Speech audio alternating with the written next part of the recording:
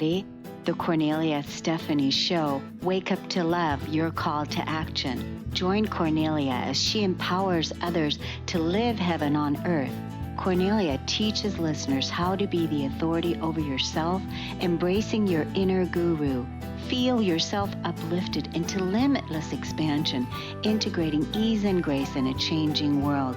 This show will cover topics such as unconditional love, your physical body, how to be in extraordinary relationships, create financial and emotional wealth, embracing entrepreneurship in the new earth.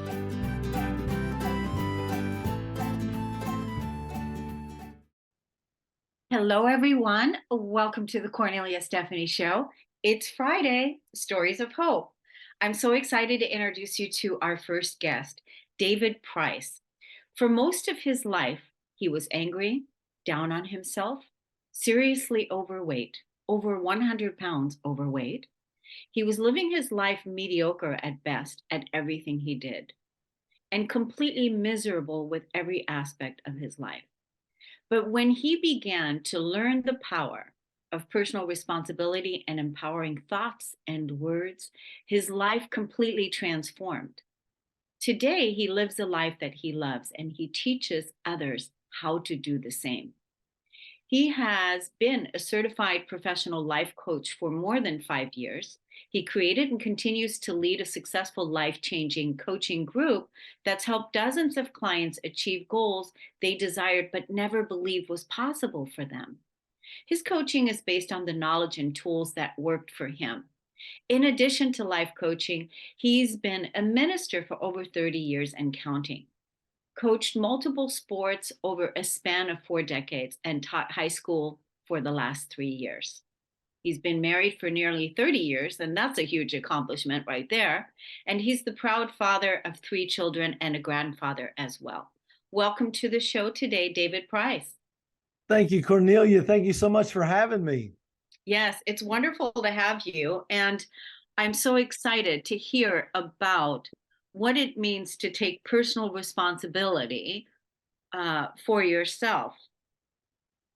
And that's when everything changed for you.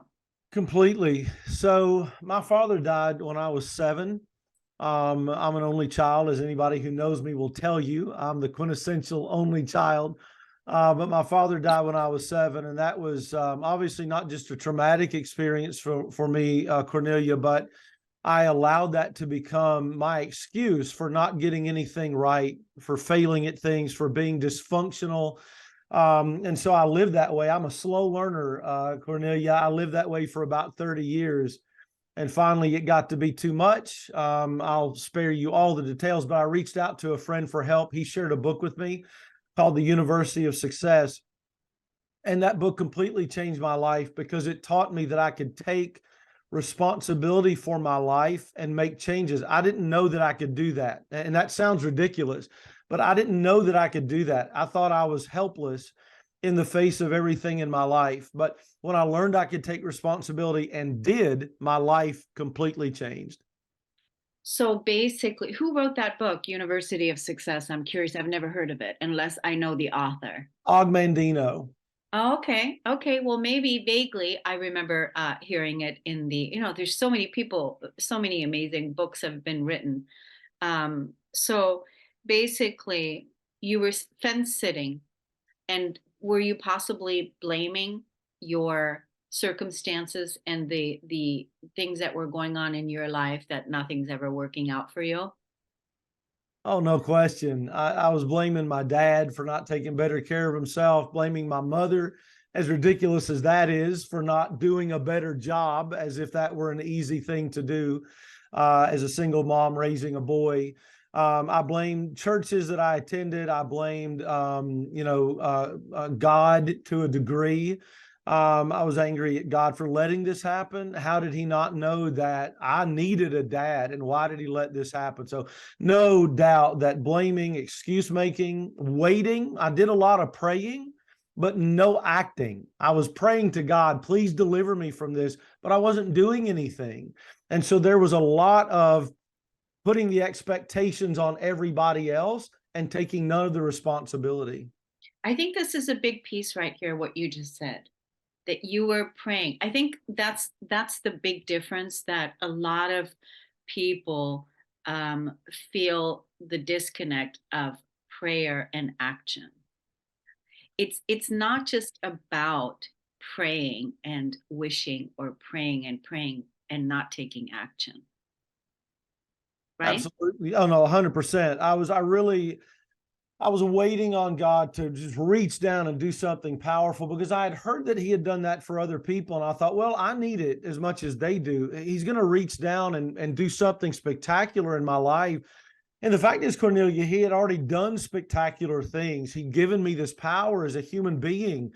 He'd given me the Holy Spirit. He'd given me all these people in my lives. I had all of these powerful things, and I was making use of none of them. And so I was putting all of the expectation on God and everybody else, but not doing anything myself. So basically, you left yourself out of the equation, and you were fence sitting and waiting for everybody else to come in and save you, if you will, and do something for you.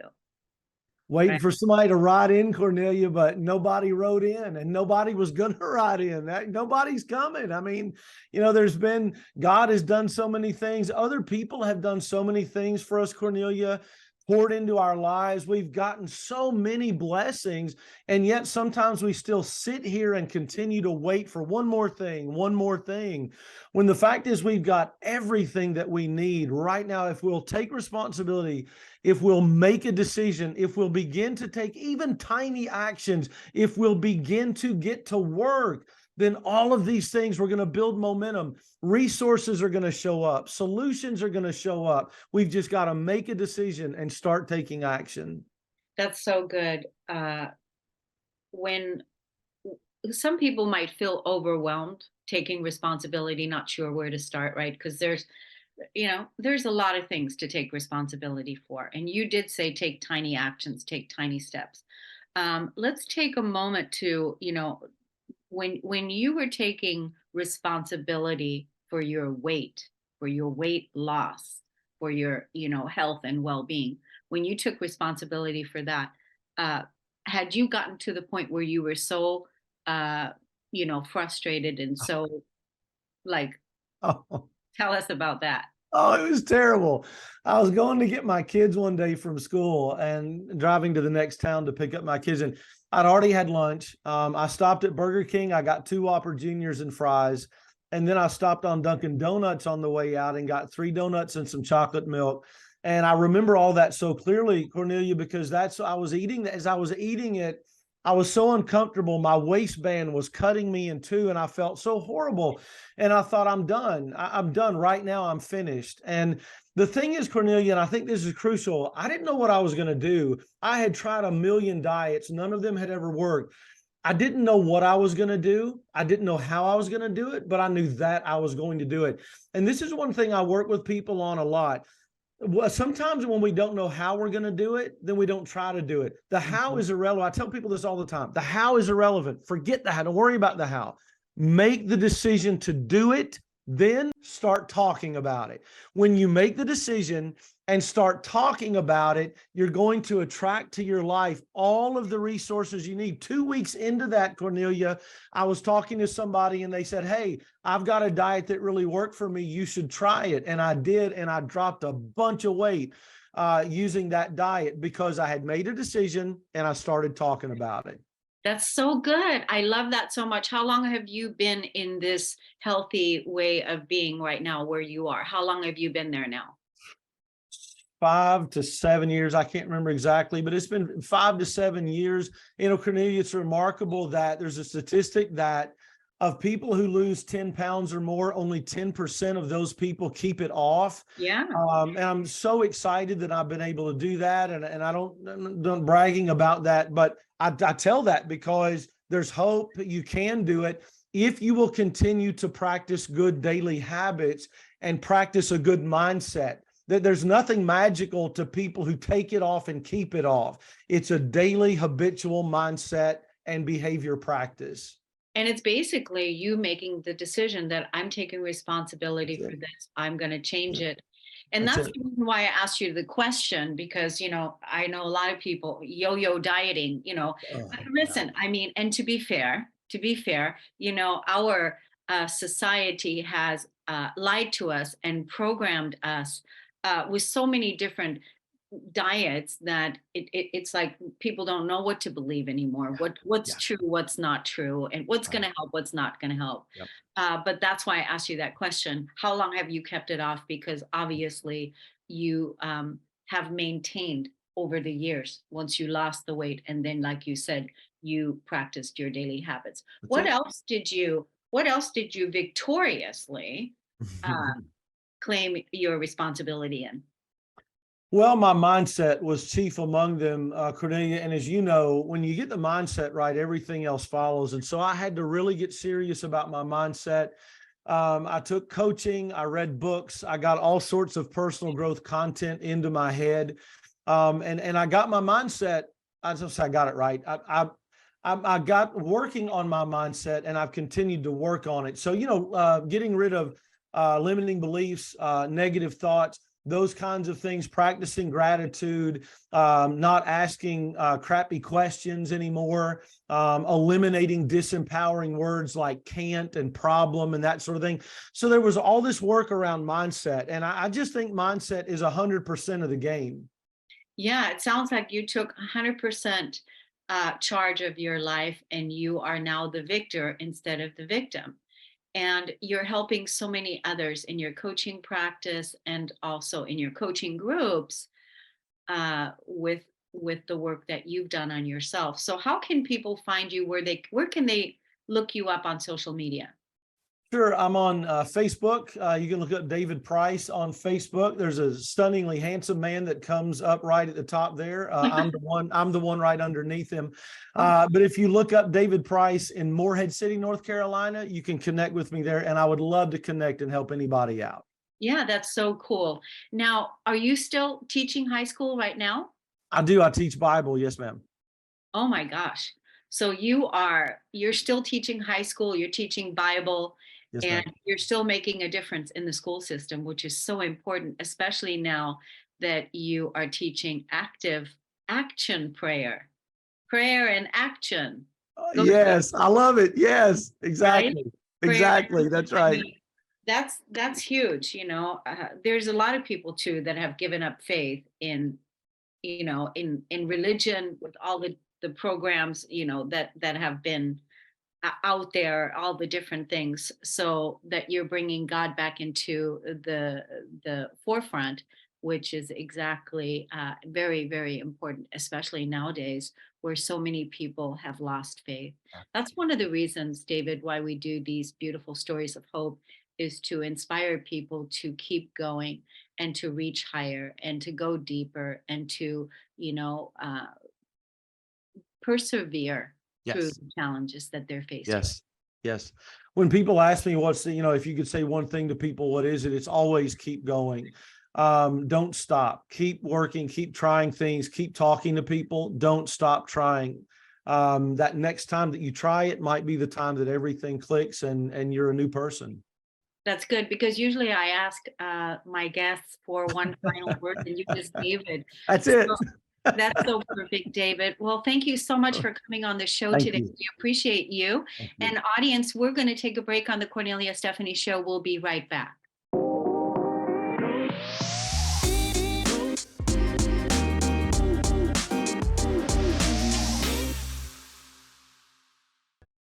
Welcome back, everyone. I'm just so moved right now to introduce you to our next guest, and you're going to see why. Jamie Haberman. She's a dedicated Christian wife, mother of six, homeschool teacher, and hospice nurse. She's a newly published author and entrepreneur, owner of Hospice Buddy LLC, as well as Ehlers-Danlos syndrome and chronic illness warrior. Welcome to the show, Jamie. There's so much more I can say about your bio, but before, when we were in the green room and I was asking what you wanted to highlight on the show today, uh, say all that again.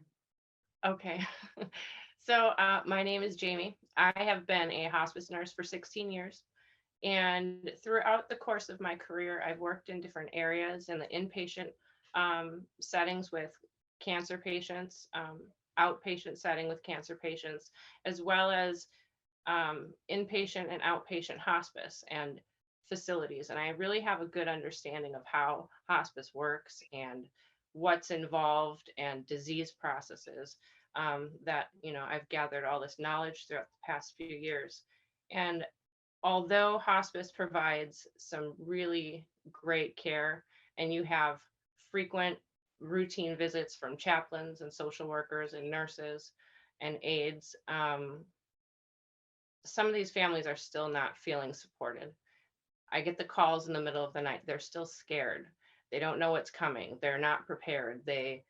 Um, their loved one has a change of condition and they really have a hard time dealing with those things and keeping their composure and understanding that this is the process that people take at end of life. So I think that by having one person helping to support you every day, who knows the end of life process, who knows what's coming, and can help prepare you and educate you. So when that patient does pass, you're feeling a lot more at peace. You're not living with regret and knowing, you know, could I have done something different? Or did I do the right thing? People live with these heartaches for long after the passing of somebody. But I think that in throughout my life, my faith has grown in God, and I know that there is a heaven, and I know that once they pass, they do go to a better place. And there's nothing that can change my mind of that with all my years of hospice nursing and all of the things that I've seen, and the things that have happened in my own life to help me rise above the challenges that I've faced. There's definitely a God, there's definitely a heaven, and they are at peace. And I don't think that when people hold um, those feelings of guilt and regret, that it helps to heal them through that process. I'm just so moved by what you're doing and what you're talking about because you're exposing a leak or you know what in the system that it's not supporting. So like you said, hospice is a great, they've got a lot of great resources and they're great, it's great what they're doing, but there's still something missing because you are getting the calls, you do see and have seen through your work, the work that you're doing, that there's some things missing and we need to step up, and you stepped up with uh, you know founding your company, Hospice Buddy, which is beautiful, and then all your training of being a mother, being the faith that you have, and being a coach, and all the things that you've done. That you put all of that together, and now you're helping people face uh, those times. And it's not an easy job. It's not like it's joy, you know, it's not like you're having to be with people that are really sad and sick. How do you deal with that? I think after so long, you do kind of build a little bit of a boundary, and you kind of learn to block certain things off. But there are ones that really pull at your heart. You make a connection with the family, or maybe they're similar age or circumstances to you, and you tend to feel what they're going through a little bit harder. So when those people do pass, I mean, death is sad, and we're all going to go through it. Yeah. I'd like to make that transition easier for people so they're not feeling so alone and scared and hopeless, and give them some sense of hope and peace. Yeah. So you're doing this currently in the city where you live, or do you also support people online? It's actually just online. I don't do any physical visits. I have Ehlers-Danlos syndrome, which is a connective tissue disorder. So my bedside nursing, um, that was getting really hard for me because I would go to boost people up, and my shoulder will come out of place or a finger, and that physically was very hard on me doing that physical work. So for the past few years, I've been thinking about how could I work from home, but still do my love of hospice. So, um, you know, one night I had prayed and I asked for God to show me what I'm supposed to be doing and clear the path to make it happen. And in the past 4.5 months, it's been incredible. Absolutely incredible. Are you working online? Yes. Yeah. Yeah. All And online. and so you started getting requests to work for people to work with you? Yeah, I'm in a lot of support groups, and so I go and I scroll through feeds and I see, if people are going through certain things, I'll comment on them, throw my 2 cents in, and then if they want to contact me, that that's how most of these conversations start, is people have contacted me through those groups. Um, and sometimes it's just an easy question, or sometimes, I do call them every day while they're going through that to make sure that, the patient's okay, they're comfortable, the family's okay, they're, you know, not anxious and Right. feeling worried the whole time. It's like you said, the people that would contact you before, basically you are addressing their needs. Mhm. That's what you're doing. You're getting their needs met in the middle of, death, in the middle of Yeah, the deep sadness of what people have to go through.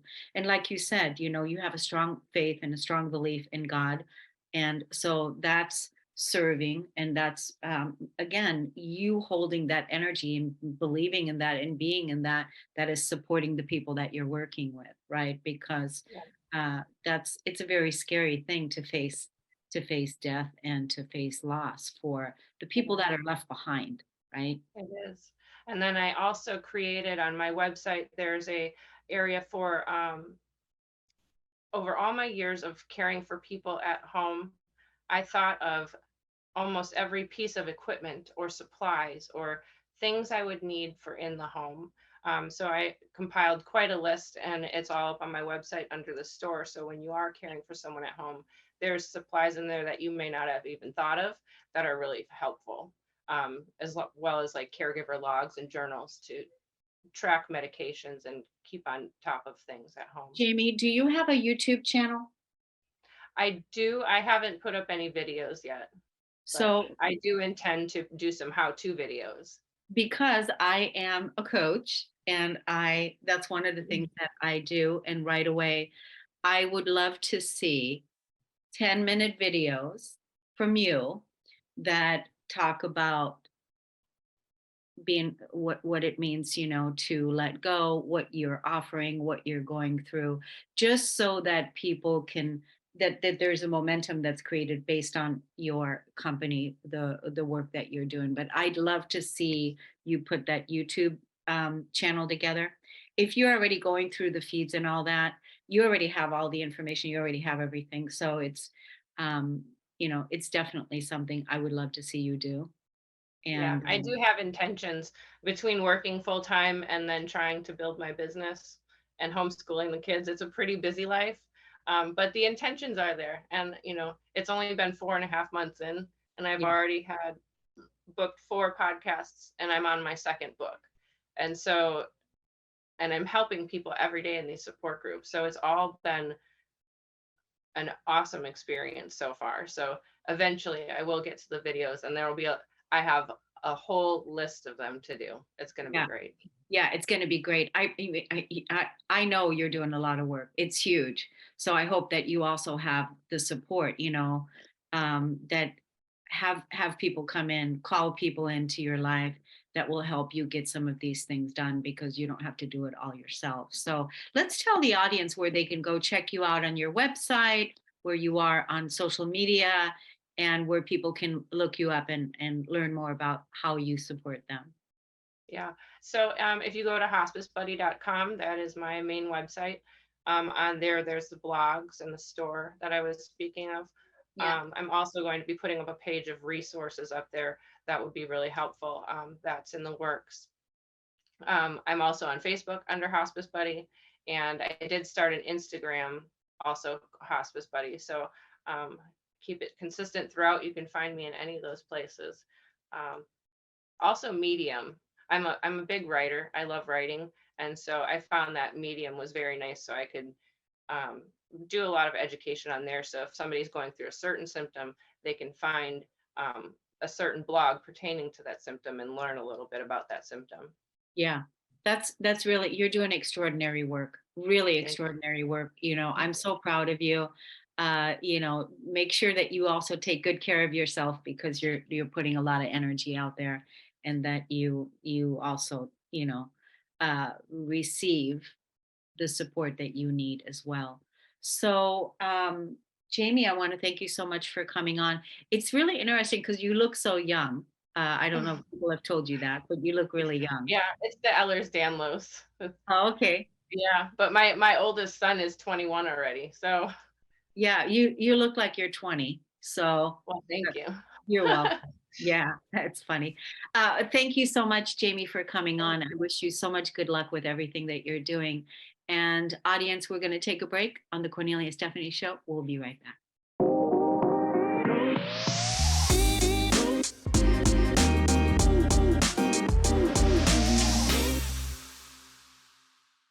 Welcome back to the Kornelia Stephanie Show, everyone. My next guest is Carole Murko, and she is helping people to access the healer within. That's what she's doing now. She's the master of change, and her path is from going from Wall Street analyst to NPR and PBS cooking host, and she's now a mindset expert and health and self-mastery coach.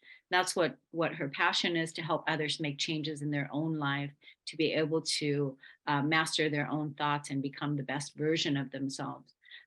Carole's hallmark program is Dr. Joe Dispenza's neuroscience based change program. Change your mind, create new results. So welcome to the show today, Carole. We could go on and on about your credentials from the past, and I want to hear from you. So how's it going? Welcome to the show.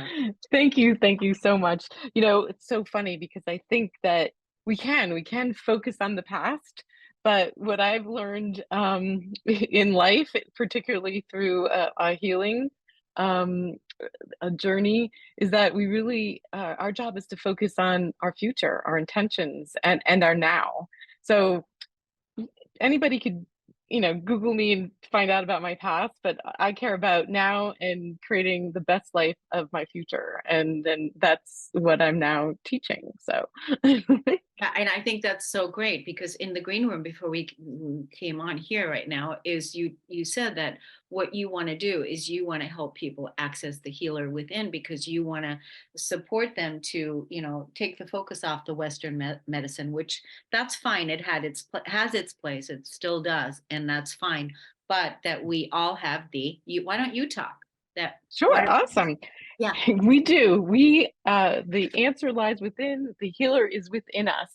And how I discovered that was I was on a healing journey for an theoretically incurable autoimmune eye disease, which is extremely rare. So it's an orphan disease, and they don't do a lot of research. And so the medical model that most people seem to want, even in this country, is fix me. Like, so you show up and they're just giving you drug cocktails, right? To say, well, try this. Well, that didn't work. Try that. And over about a year and a half, it was toxing me out. And I really didn't feel like I was getting better. And I also felt like the drugs were making me sick.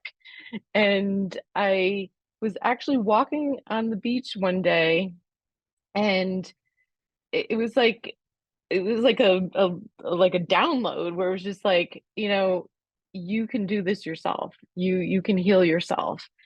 And it was at that time, which is so fascinating, that like all these openings happened where like the healers showed up, or the teachers showed up, or the modalities showed up, and I was ready for them, right? They just and so I met with shaman, and acupuncture, and it just stuff that I'd never done. And plant medicine, and I even became a cannabis coach because I learned that cannabis is really helpful for inflammation. So it's like, so I kind of decided to go down almost every rabbit hole I could find and become like a mini expert. And but what really ended up helping me was the mindset work and meditation programs and books of Dr. Joe Dispenza.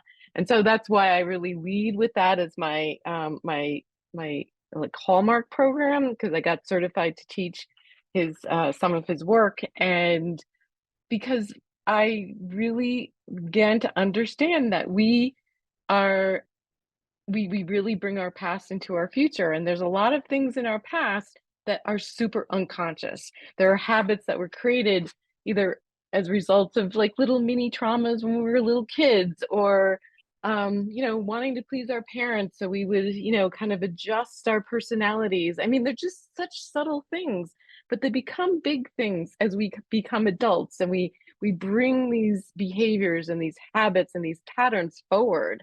And I was able to really take a deep dive. To light the match in the dark place and be like, oh man, like, you know, yes, you're all smiles. You're like a pleasant person, but like you just, you know, I really tapped a lot of stuff like down, and like, um, people pleaser, worked on when, not we're talking about Wall Street, but Wall Street was one of those careers where as a woman, and when I started, it was, kind of mid 80s, like, all we wanted to do was be like men, right? Like, because we, even the suits that we wore, those Harvey Bernards, they look like men's, suits with bow ties, and we basically had to shut ourselves down. I remember even saying I was going into machine mode, right? Oh, To do my job, right? I was aware, but not aware, right? Like I didn't know what it was doing to my being. yeah. I think you hit on so many points. You hit on so many points. I just want to tell you that you're excellent at your articulation, by the way, and storytelling. One of the things that you said you became an expert in so many different healing modalities. In so many, did I read in your bio that you're also a qigong instructor as well? So you've got Joe Yes. Dispenza, you've got qigong, you've got all the different healing modalities, which come right back to, again, that what you were talking about, awakening the healer within, that download that you got on the beach. And that is that we have the ability to self regenerate and self heal. Now, did you heal your eye, your vision thing? What I'm gonna say is that it's 90% healed, right? Because I feel like it's an interest so the main symptoms are gone. Like, so I am no longer have the like I used to get like a vitreous haze, like it would be, I'd just be talking to you and it would be like I was driving through a fog bank all of a sudden. And so that's gone completely. Like I haven't had that experience in a few years. And then was my retinas were would like go wild if I moved in from a dark room to a light room and a light room to a dark room. It was like a bad disco, right? It was just like because they were trying to like adjust to the rapid change in light, which normal, when you have healthy eyes, they just, you don't even know that they're adjusting. But I was experiencing the adjusting, and that has pretty much stopped. Um, I can read in dim light now, which I couldn't have done before. The last hurdle for me is driving at night again. Like that's just and but everybody that I talk to goes, it's like the light, everybody's headlights are so, bright now, and everybody I talk to, it's like it may not be your eyes. And I was like, I don't know. I feel like that's my next, hurdle is the nighttime driving. Well, I just want to say I'm not particularly comfortable in driving at night either. I totally relate to the headlights and what you're talking about. So, Carole, you are just absolutely amazing with how you've put all of this together. And I would love to have you on for another show where we can speak longer And but let's tell the audience right now where they can look you up on your social media, where they can find out more about you and learn more about how you can help them to awaken the healer within. Well, thank you. So I created my new business, which is Love, Eat, Heal. And the website is that loveeatheal.com. And my Instagram handle is Love Eat Heal. I love people just emailing me. You can email me at Carole with an E at loveeatheal.com because that's, I love personal contact. And Facebook is just Carole Murko, and I'm kind of evolving my whole presence Brand, with your whole this work. brand. Yes. You're evolving your whole brand. Yeah. What do you want to leave people with today in this final 1 minute? What do you want to say to people that are listening to you and meeting you for the first time? What would you like to leave people with? What I always leave them with, that love will heal the world, and the first person you need to love, though, is yourself. And when you love yourself, when you can find that self-love, we ease into healing not only ourselves, but we create a vibration that elevates the consciousness of the planet. That's so beautiful. And I just want to add to that by saying, when we talk about self-love, it's easy to love ourselves when we feel really good and everything's great and all the wonderful things are happening. It's much more challenging to love ourselves when we feel ugly, when we feel fat, when we feel sick, or the shadow is present in our lives. That is where the gold is. So that's where to bring love in. Carole, I want to thank you so much for coming on the show today. And we're going to take a break now and we'll be right back. Thank you, Kornelia.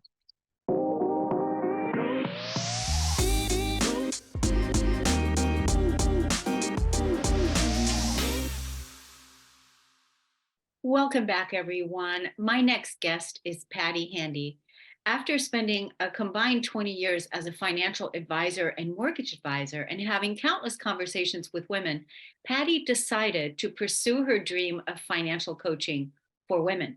She's a teacher at heart and loves to educate and empower women with money smarts. Hallelujah.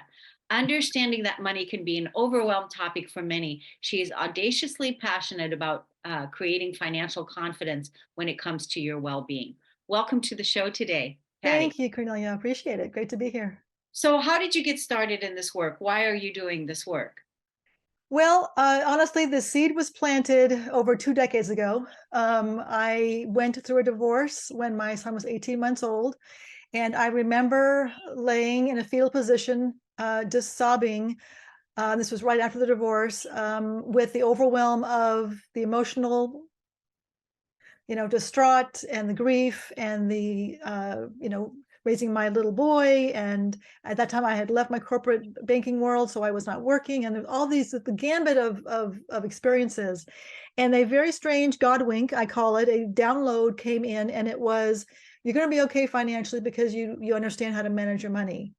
Now, at that moment in time, I was not thinking about my money. I was just emotionally just sad and grieving my loss. And it was just a very strange download. And months later, when I came out from underneath the cloud, I thought, I'm going to someday turn this around and help women get through this piece.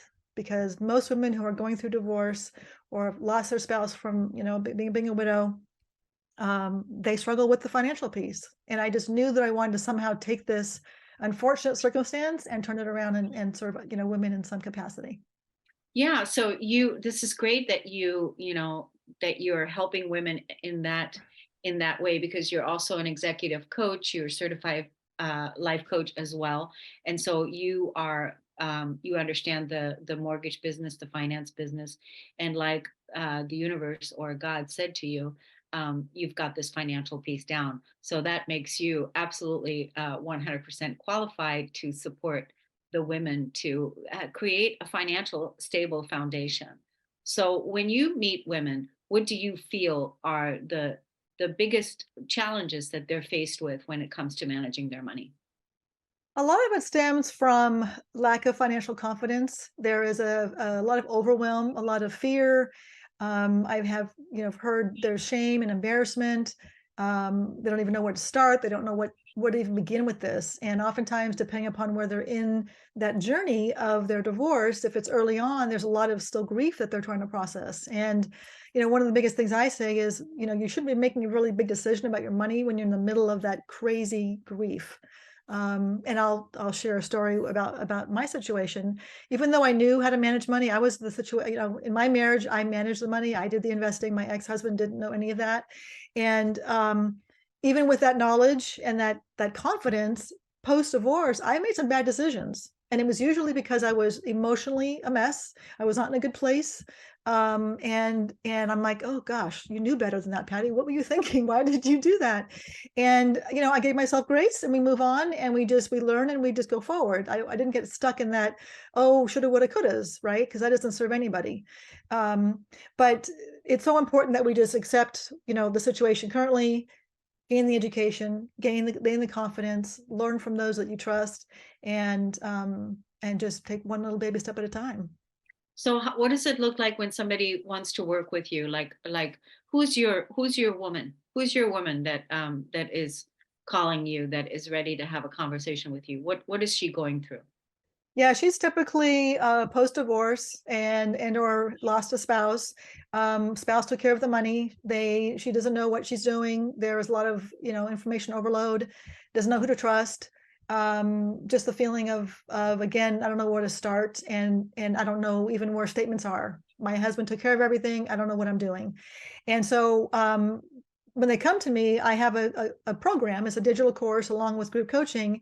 And, we get them into the course, which covers 9 different areas. And we can go into those pieces. I won't necessarily go into that now, but the transformation truly is, financial confidence, feeling in control, getting that stability, that security back. No more fear of, am I going to run out of money? No more fear of, I don't want to be a burden to my kids. I mean, those are common things that I hear. And I want them to come out the other side and feel like, okay, I've got this. Now, they don't need to be experts in the markets and understanding, the debt ceiling and all those complex things. It's about, okay, in my household, I've got a handle on things right now, and this is good. And that confidence gives them a place of peace, and it gives them a place of, okay, now I know what I'm doing. And if I decide to work with a financial advisor, I know the questions to ask. And when they're talking, when the advisor is speaking to them, they understand what they're saying, the lingo. So it's that place of just, again, financial confidence. And I'll note, if they're in a situation, and I saw this when I was an advisor, if you go into a meeting with a financial advisor and you don't understand something, you're comfortable saying, you know what, hold on, I don't understand what you just said, back it up and simplify what you just told me, because I don't get it. And be confident enough and comfortable enough in that place of saying that versus just, okay, I fine, I trust you, deal with it. Yeah.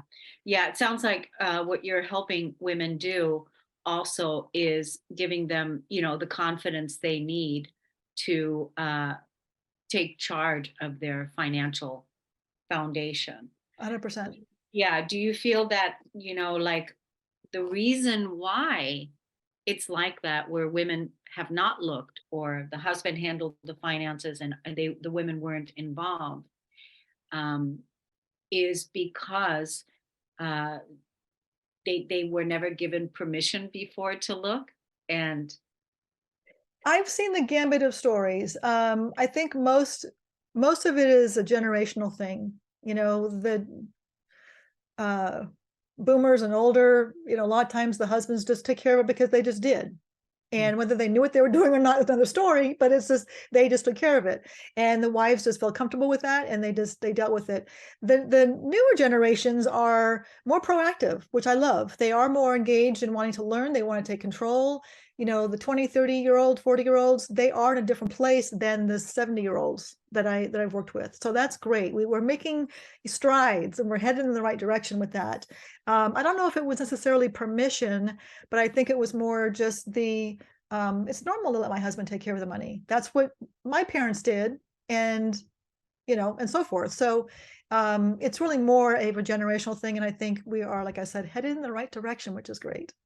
yeah, and I also love that what you're doing is, because you've gone through it yourself first with, you know, um, you made some bad decisions because you were emotionally not feeling strong and not feeling stable during that time when you were going through your divorce. You now have that sensitivity to when another woman is going through that kind of thing on an emotional level first. And then as a coach, I'm sure you understand that too, that you're able to help the woman to take a pause and Yes. just before, wait 24, 48 hours, maybe even longer before you decide to do something, because on an emotional level, this is part of the clearing and releasing and letting go of what's Right. happening. Is that right? Yes, 100%. And we want to get rid of the shame. It's a judgment-free zone. We want to get rid of the fears. And if they're comfortable enough, just being in that place and leaning into that place of where they're at, they can then take the steps to move forward and get out of that. Yeah. But if they stay stuck in that shame, embarrassment, it doesn't help anybody. It's like, okay, let's just get past this. Let's just, Yeah. fine. This is great. I mean, even I knew better and I still made mistakes. So let's just move forward. Yeah, that's beautiful. Now I see you have a mic there. Do you have a podcast? I don't have a podcast yet. I'm considering it. I'm on a lot of podcasts as a guest, which has been a blast. Okay. Well, I would like to talk to you about becoming a podcaster on our network at TTR out of Okay. Seattle. So that would be something to talk to you about. Okay. I'd love to do that. Now, let's tell the audience on how to get to find you and learn more about your work and what you do. Well, so as of Monday next week, I'll get this in really quickly. I'm having a free 5-day masterclass. It starts on Monday the 19th. So you'll go to pattihandy.com/masterclass. It's one word, to register and learn more about that. And my website is just pattihandy.com. It's Patti with the I, Handy with a Y. And you can click on the Minding Her Money roadmap, Minding Her Money link, and you can download a free roadmap of the program, the 9 areas that you should follow in order to get kind of financially back on track. So a couple freebies, and then the masterclass next Monday is going to be awesome. Next week will be a beautiful thing. And if you can't attend live, I will be recording it and sending out the recording so you can watch that later. That's great. And do you, when people, are thinking about working with you, do you offer a free discovery call, or how do you do that? Absolutely, yes. Once you download the link, you watch the training, and then you'll have an opportunity to book a call with me. It's a free 30-minute discovery call. Yes. Yeah. Patti, I think it's wonderful the work that you're doing, empowering women to Thank have you. strong financial foundations and really, take charge of their lives. That's great. Yes, thank you. Thank you for having me. I appreciate it. Yeah, thank you so much for coming on the show. And thank you, everybody, for listening and tuning into the Kornelia Stephanie Show. If you're watching this podcast later next week when it's uploaded on YouTube, please like and share and subscribe to the channel, because that always helps us. It helps with the algorithm. So we love it when you do that. And we'll see you again next week, Friday, for more stories of hope. Thanks, everybody, for listening and tuning in, and we'll see you next week. Thank you. Bye-bye. You've been listening to the Kornelia Stephanie Show, Wake Up to Love, your call to action. Tune in each week on Transformation Talk Radio. Kornelia's joy is to engage others in practical ways, showing us how to live in the new earth in harmony with our true nature. For more information on Kornelia and her extraordinary work, or to listen to past shows, go to her website at korneliastephanie.com.